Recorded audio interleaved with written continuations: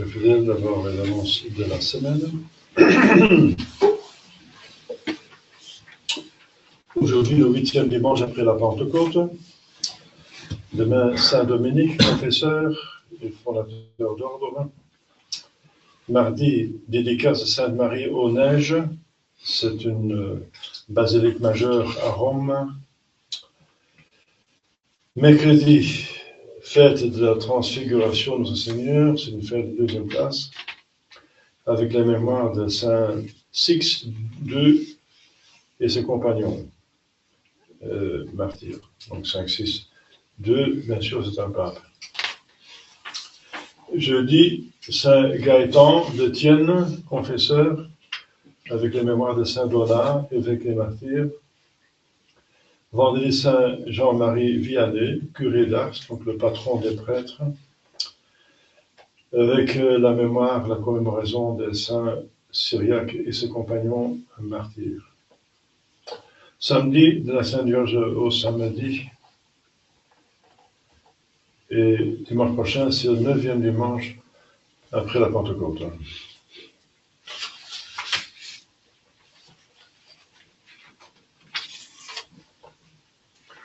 Donc pour le salut, du troisième sacrement, on va le faire lors du 15 août. Ça convient mieux de le faire le 15 août.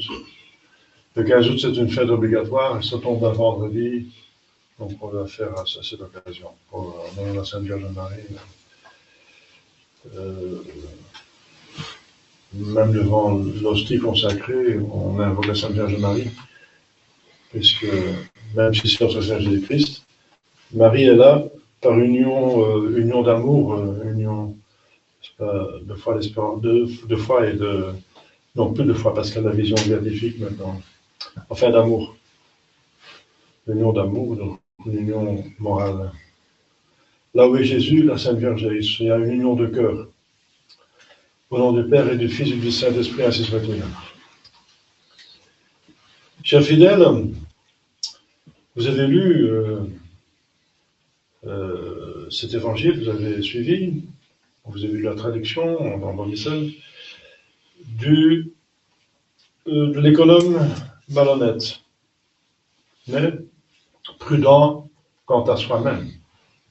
Prudent dans ce sens qu'il a trouvé un moyen pour sortir de l'indigence. Cet homme riche, bien sûr, c'est le bon Dieu qui possède tout. Et il délègue par bonté, n'est-ce pas? Et tout ce que nous avons, en tout cas tout ce que Dieu a créé en dehors de lui, c'est pour les esprits créés, pour que la gloire de Dieu et le salut des âmes et des anges soient organisés, hein, avec une collaboration entre le niveau naturel et le surnaturel. Donc, le naturel, c'est tout ce qui est créé et providence, et le surnaturel, c'est tout ce qui est de la rédemption. Et tout est fait, tout nous est donné pour aller au ciel. Donc c'est ça le but de cette existence et de tout ce que nous avons reçu, tout ce qui est à notre disposition sont des moyens pour mériter le ciel, pour aller au ciel. Et c'est dans ce sens que Dieu nous a mis en possession, usage de plusieurs choses, des mille choses qui sont à notre disposition. Donc cet économe, c'est nous qui gérons les biens de Dieu. Nous sommes propriétaires de plusieurs choses. Il y a plusieurs choses qui sont à notre utilisation. Mais nous sommes propriétaires envers la communauté humaine, mais pas envers Dieu. C'est Dieu qui reste propriétaire de tout, même de notre âme, de notre corps. Il est propriétaire de l'univers. C'est lui le créateur qui tient tout en vie par sa toute-puissance et son soin, n'est-ce pas, paternel. Et nous sommes donc des économes qui doivent prendre soin et bien gérer les choses. Pourquoi? Pour deux choses, parce que Dieu voit tout, n'est-ce pas? Parce qu'il dit, j'ai entendu que tu abuses de mes biens. Bien, c'est façon de parler, parce que Dieu l'entend de ses anges, des anges gardiens, mais lui-même, en tant que Dieu, il sait tout, donc il n'a même pas besoin de l'information des anges gardiens de ce qui se passe sur Terre. Hein. Donc il sait tout, donc il a tout vu, donc on ne peut pas échapper, n'est-ce pas, à Dieu. Il faut faire des choses qui ne sont pas convenables, mais qui nous plaisent, et qu'on n'aime pas que Dieu les voie. Eh bien, Dieu les voit quand même, n'est-ce pas? Et deuxième chose, il faut rendre compte de tout ce que nous faisons avec tout ce que nous avons. Et ces comptes seront faits finalement juste après la mort. C'est le premier jugement. Et le deuxième jugement sera donc public même. Tout le monde sera tout de tous, sera tout de tous. Et sera juste, totalement juste, puisque Dieu est justice et bonté même. Et bien sûr, on peut rendre compte déjà sur Terre, ça se fait lors du baptême. Le baptême n'est pas valide si on ne déplore pas, si on n'a pas confession de ses péchés mortels. Hein. Donc, enfin, peut-être qu'il est bien valide, oui, mais il est sacrilège en tout cas. C'est comme la confession. On peut normalement, si on fait bien le baptême et la confession, on se juge soi-même. On se fait juger par sa conscience. Eh bien, c'est mieux de se juger soi-même et de se mettre en ordre ici sur Terre, ce qui est possible par la grâce obtenue par notre Seigneur Jésus-Christ. On peut se mettre en ordre. Que Dieu doit le faire, et là, il n'y aura plus de miséricorde possible, mais il n'y aura que la justice.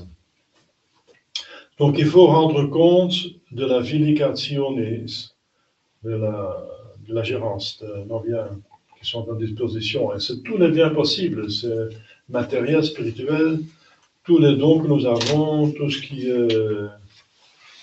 est positif, quoi. Tout ce qui est positif. Parce que ce qui est négatif, ça vient de l'homme, hein, de l'ange déchu. Ça vient du péché, c'est du péché, là, ça vient de la créature qui abuse.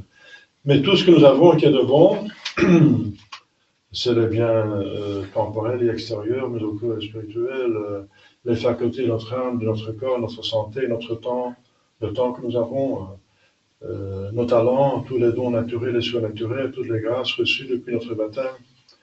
Donc, c'est pas seulement les biens matériels, hein, c'est tout ce que nous avons reçu de Dieu.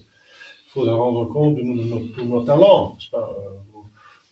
Il vous revient à l'esprit la parabole des talents, justement. Il faut utiliser les talents et qu'il faut les augmenter.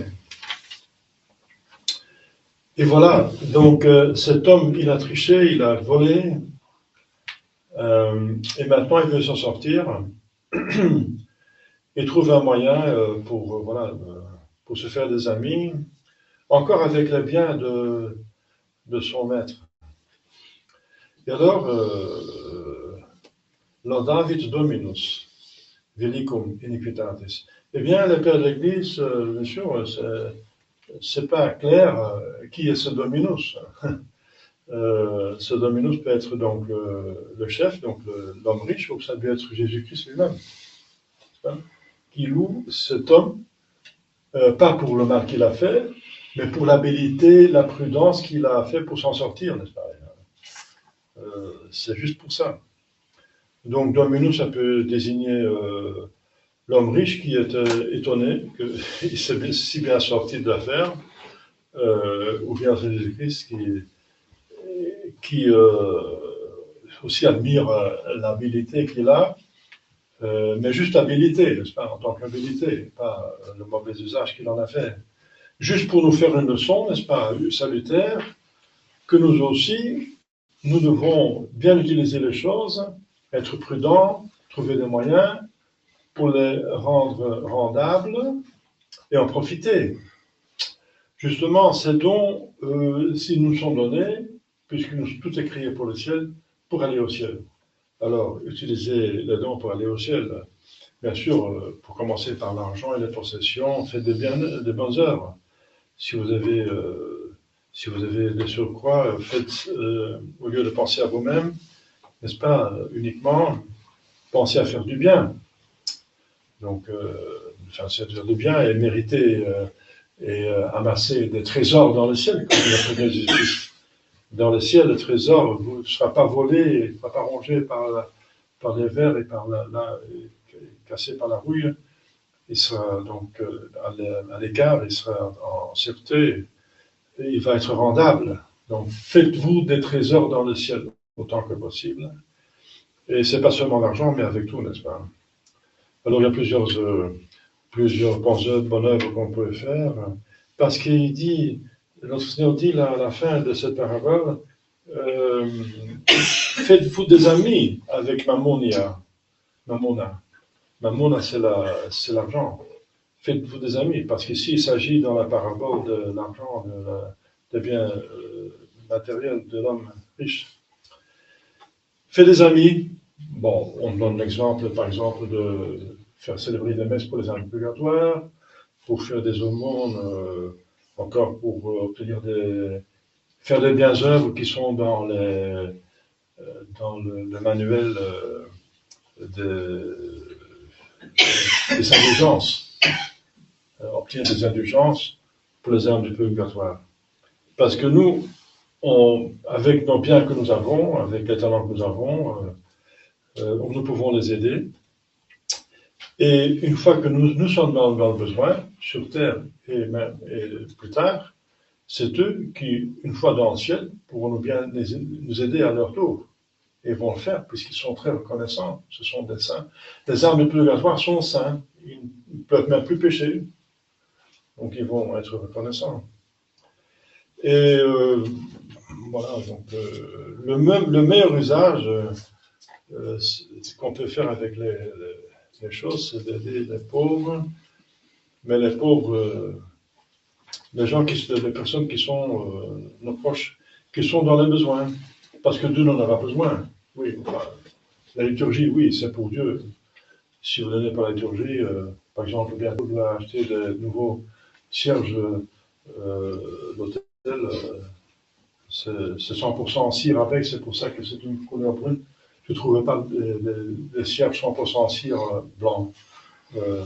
Mais c'est 100% cire comme les rubriques le demandent, et c'est pas donné. Hein. C'est pour donner un petit exemple. Donc, on peut même payer pour Dieu, on peut même aider dans ce sens, ça veut dire son culte.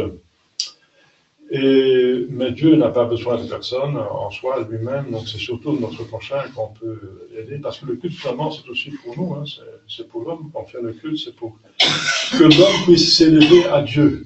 Dieu n'a besoin de personne, hein. Mais si on rend culte à Dieu, c'est pour nous, pour que notre âme, par cela, mérite. Donc encore le culte fait à Dieu, finalement, ça sert à nous-mêmes, ça revient à nous-mêmes. Donc faire du bien gérer les choses que nous avons reçues, et c'est un grand effort, parce que nous avons la tendance, dès qu'on reçoit quelque chose, de se mettre au service de notre ego.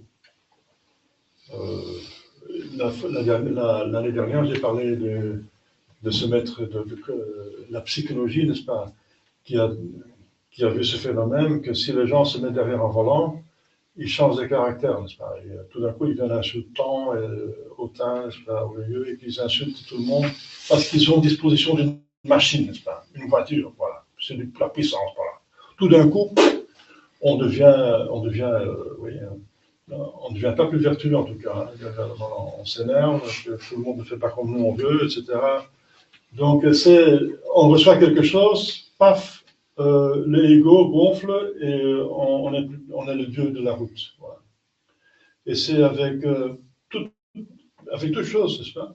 C'est incroyable. Si on reçoit quelque chose, on s'approprie pour soi. Et moi, je suis propriétaire. Moi, je l'ai. Moi, je suis appendu. Voilà. Et voilà, c'est moi. Et le moi qui gonfle. C'est l'orgueil qui. C'est la tactique aussi de Satan, n'est-ce pas? C'est dans l'Arthès Saint-Ignace. La tactique de Satan, c'est les richesses qui causent l'orgueil, et avec l'orgueil, tous les vices. La tactique de Jésus-Christ, c'est l'amour de la pauvreté, le détachement des choses, bien heureux les pauvres, ceux qui sont détachés des choses, qui cause l'humilité, avec l'humilité, tous les biens. C'est de la Saint-Aignan. Ce sont les deux tactiques, n'est-ce pas, de Jésus-Christ et le diable, sont opposés. Donc vous voyez, c'est un effort vraiment à faire, hein, que toutes les choses qui sont à notre disposition, et c'est pas seulement l'argent, c'est tout. Il y a des gens qui sont dans le but parce qu'ils ont des talents, ils sont plus talentés que les autres, et moi l'imitation de Jésus-Christ dit on nuit beaucoup à notre âme si on se pense meilleur qu'un autre. Si on se pense meilleur qu'un autre, ça nuit beaucoup à notre âme. Voilà. Il faut se mettre comme Saint François en dessous de tout le monde, même en dessous des gens les plus méchants, en disant si moi j'étais à leur place, né à leur place, avec toutes les circonstances, peut-être que j'aurais fait pire. Voilà. Ça, c'est l'humilité. Donc maintenant, bien sûr, Saint François vivait mieux que beaucoup d'autres, mais il se disait, je suis quand même le plus grand pécheur du monde parce que j'ai reçu plus de grâce que les autres, et si j'étais à leur place, j'aurais fait probablement pire. Voilà. Donc ça, c'est très beau. Ça c'est la voie de l'humilité. Chers fidèles, faisons cet effort, n'est-ce pas? Pensez au jugement particulier et public. Voyez tous nos confrères qui sont dans le besoin. Voyez Dieu qui voit tout et qui, par sa bonté, nous a donné les choses, pas pour en abuser et pécher. Donc c'est incroyable que les choses que nous avons reçues de sa bonté, on va encore les utiliser parce qu'on n'a rien d'autre. Tout ce qu'on a, c'est des choses qui viennent de Dieu finalement. On l'a utilisé pour pécher contre lui en plus. Donc ça c'est, regardez la méchanceté du péché, pour avoir horreur du péché. Faites des aumônes au sens large, autant que vous pouvez, n'est-ce pas, tout le monde selon ses capacités, n'est-ce pas, faites du bien autour de vous et faites des amis dans le ciel. Demandons la Sainte Vierge pour bien comprendre ces mystères et les appliquer dans notre vie. Au nom du Père et du Fils et du Saint-Esprit, ainsi soit-il.